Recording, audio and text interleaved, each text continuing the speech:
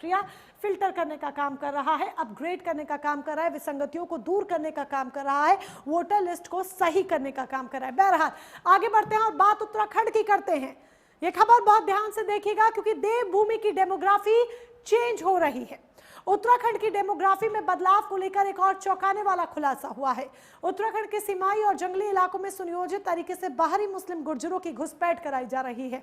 ये बाहरी मुस्लिम गुर्जर स्थानीय वन गुर्जरों के साथ घुल मिलकर न सिर्फ पारिवारिक रिश्ते बना रहे हैं बल्कि जंगलों के विस्थापन योजना की आड़ में वन विभाग की जमीन पर भी कब्जा कर रहे हैं। पहले उत्तराखंड में वन गुर्जर परिवार की संख्या 500 के करीब थी, लेकिन अब इनकी 15,000 से भी ज्यादा हो गई है। इतना ही नहीं, बाहरी मुस्लिम वन गुर्जरों के जरिए वनवासी इलाकों में जमीयत के मौलानाओं की भी एंट्री हो गई, जो जमात के लोगों को कट्टरपंथ में धकेल रहे हैं। पहले जो वन गुर्जर शाकाहारी हुआ करते थे, अब मांसाहारी हो गए हैं और जंगल और जंगली जानवरों की रक्षा करने के बजाय उनके शिकार और तस्करी में शामिल हो चुके हैं। उत्तराखंड के जंगलों में सुनियोजित तरीके से बाहरी मुस्लिम वन गुर्जरों की घुसपैठ कराई जा रही है। कभी जंगल के रखवाले माने जाने वाले गुर्जरों के समुदाय में अब मुस्लिम जमात सक्रिय हो गई है और मुस्लिम वन गुर्जर उत्तराखंड के जंगल की बेशकीमती जमीन को वन विभाग की खामियों की वजह से कब्जाने में लगे हैं। मुस्लिम वन गुर्जर न सिर्फ सरकारी वन भूमि पर अवैध कब्जा कर रहे हैं बल्कि हाथी, बाघ, तेंदुए जैसे दुर्लभ वन्यजीव प्राणियों का शिकार भी कर रहे हैं। उत्तराखंड के मुस्लिम वर्ग गुर्जरों को शाकाहारी रहना उनके संस्कारों में शामिल था, लेकिन अब उनकी नई पीढ़ी मांस भी खा रही है और जंगली जानवरों के शिकार और तस्करी के धंधे में भी शामिल हो गई है। मुस्लिम वन गुर्जरों के बच्चे और युवा जमातों में जाकर इस्लामिक कट्टरपंथ की जकड़ में आ गए हैं। पहले समुदाय में बकरे की कुर्बानी तक नहीं होती थी, लेकिन जब से इनके यहाँ जमीयत के मौलाना का आना जाना शुरू हुआ और इनके मन में ये बात गहरा दी गई कि तुम इस्लाम को मानने वाले मुस्लिम हो और तुम्हें यही जीवन जीना है, अब इनके सामाजिक जीवन में भी परिवर्तन होने लगा है। जंगलों में इनके बच्चों के लिए इस्लामिक शिक्षा वाले मदरसे खोले जा रहे हैं, जहां हाफिज मौलाना बाहर से आकर डेरा डाल रहे हैं और मजहबी कट्टरपंथ की तालीम दे रहे हैं। हालात ऐसे हो गए हैं कि उत्तराखंड में मुस्लिम वन गुर्जर लैंड जिहाद में शामिल हो चुके हैं और इसके पीछे है जमीयत की सुनियोजित योजना। ये बहुत ही चिंताजनक विषय है कि जब हम पछवा दून और जौनसार बाबर के डेमोग्राफी चेंज करने की बात कर रहे हैं, ऐसे समय में जब पछवा दून में 28 गांव यानी हिंदू अल्पसंख्यक हो चुके हैं, रोंगटे खड़े होते हैं। और ऐसे समय में वह जौनसार बाबर के 12 गांव अल्पसंख्यक होने की कगार पर है। और उत्तराखंड अगर देवभूमि बनाए रखना है तो जो ये चेंजेज आ रहे हैं, ये परिवर्तन आ रहे हैं, ये कहीं ना कहीं चिंताजनक है। ये जांच का विषय है। यहाँ के लोगों को नागरिकता जो बाहर के लोग उनको कैसे मिल गई, यहाँ के लोगों का मूल निवास कैसे बन गया, यहाँ पर वो वोटर कैसे हो गए। यदि ये स्थिति रही तो शासन को इस पर निर्णय लिया जाना चाहिए और जिस स्तर पर, चाहे वो तहसील प्रशासन स्तर पर है, जहाँ से भी उनके प्रमाण पत्र जारी किए गए हैं, वो जांच का विषय है। यदि ये स्थिति बनी रही तो उत्तराखंड के लिए अच्छे संकेत नहीं है।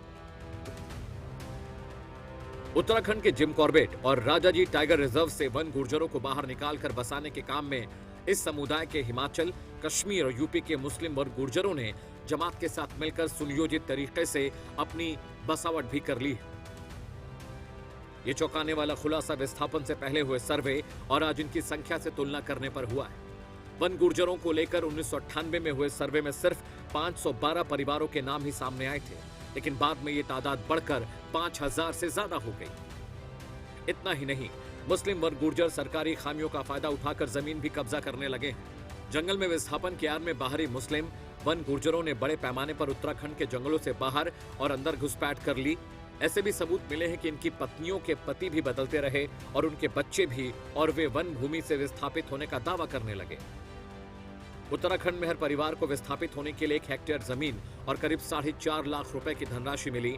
उनमें से कई लोगों ने अपना मकान रख बाकी जमीन को यूपी, हिमाचल, जम्मू कश्मीर के मुस्लिम गुर्जरों को 10 रुपए के स्टाम्प पर बेच अपने पशुओं को पहाड़ पर लेकर चले गए और वहां भी रिजर्व फॉरेस्ट में डेरा डालकर बैठ गए।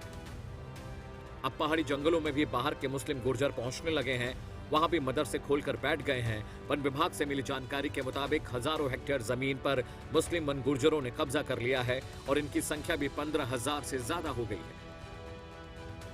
इस बात के प्रमाण वन विभाग को जीपीएस और सैटेलाइट चित्रों से भी मिले। तराई सेंट्रल और तराई वेस्ट में करीब 5000 वन भूमि पर कब्जा कर मुस्लिम वन गुर्जर खेती कर रहे हैं और वन विभाग चुप्पी साधे हुए है। आज अगर गांव की आबादी केवल 2% यानी 2 परिवार हिंदू रह गए हैं तो ये चिंता का विषय है इस देवभूमि उत्तराखंड के लिए। यदि हम अभी से सचेत नहीं होंगे तो स्थिति बहुत विकट होगी। और हम ये सब जानते हैं कि इसी जो हम संप्रदाय की बात करते हैं इसी के कारण पाकिस्तान अलग हुआ है। और हिंदू वाला गांव एक आपने नाम बदलने की बात कही, मुझे लगता है नाम नहीं बदलना चाहिए, वहां गहनता से जांच करनी चाहिए कि आखिर हिंदुओं की आबादी घटी क्यों। उत्तराखंड में 70% वन क्षेत्र है जिसमें घूमने और पशुओं को चरने का परमिट इन मुस्लिम वन गुर्जरों को मिलता है। कभी ये जंगल के रखवाले हुआ करते थे, लेकिन अब दर्जनों ऐसे प्रमाण मिले हैं जिनसे ये पता चलता है कि अब ये लोग जंगली जानवरों के शिकार और तस्करी में शामिल हो गए। इनके पास से बाघ की खाल, हड्डियां और हाथी दांत भी बरामद हुए हैं। मुस्लिम गुर्जर वन्य जीव के शिकार के अलावा वन संपदा के दोहन, इमारती लकड़ी, खनन और दुर्लभ जड़ी बूटियों की तस्करी में शामिल है। इतना ही नहीं, मुस्लिम वन गुर्जर वन्य जीवों का शिकार कर उन्हें अंतर्राष्ट्रीय तस्करों तक पहुंचाने के रास्ते भी जानते हैं। सुरक्षा के नाम पर बहुत से मुस्लिम वन गुर्जर अब तेज धार हथियार और गैर कानूनी शस्त्र भी रख रहे हैं, जिन्हें वो जानवरों के शिकार और वन विभाग के खिलाफ इस्तेमाल करते हैं। इतना ही नहीं, मुस्लिम वन गुर्जरों की आवाजाही तिब्बत चीन की सीमाई इलाकों के साथ साथ उन इलाकों में भी बढ़ गई है जो दुर्लभ वन्य जीवों से आरक्षित है। सेना की ओर से लगातार वन विभाग को चेताया जा रहा है कि जंगलों में ये मुस्लिम वन गुर्जर अवैध बस्तियां बसा रहे हैं। एनजीओ और राजनेताओं के संरक्षण में वन गुर्जरों के नाम वोटर लिस्ट में दर्ज हो गए हैं। उनके बच्चे सरकारी नौकरियों में जनजातीय आरक्षण भी मांग रहे हैं। ये ऐसा षड्यंत्र है जो अभी भी किसी को समझ नहीं आ रहा, लेकिन ये किसी भी दिन राज्य के लिए बड़ी मुसीबत बन सकते हैं। प्राइम न्यूज ने वन विभाग से इस बारे में जानकारी मांगी तो चीफ कंजर्वेटर और अतिक्रमण हटाओ अभियान के नोडल अधिकारी डॉक्टर पराग मधुकर धकाते ने भरोसा दिया कि सभी वन प्रभागों से वन गुर्जरों की रिपोर्ट आई है। अवैध और वैध कब्जेदारों का सत्यापन का पूरा काम हो रहा है। किसी भी परिवार के पास 1 हेक्टेयर से ज्यादा जमीन मिली या किसी भी परिवार ने जमीन खरीदी या बेचने का काम किया होगा तो उनके खिलाफ वन अधिनियम के तहत कड़ी कार्रवाई की जाएगी। Bureau report, prime news.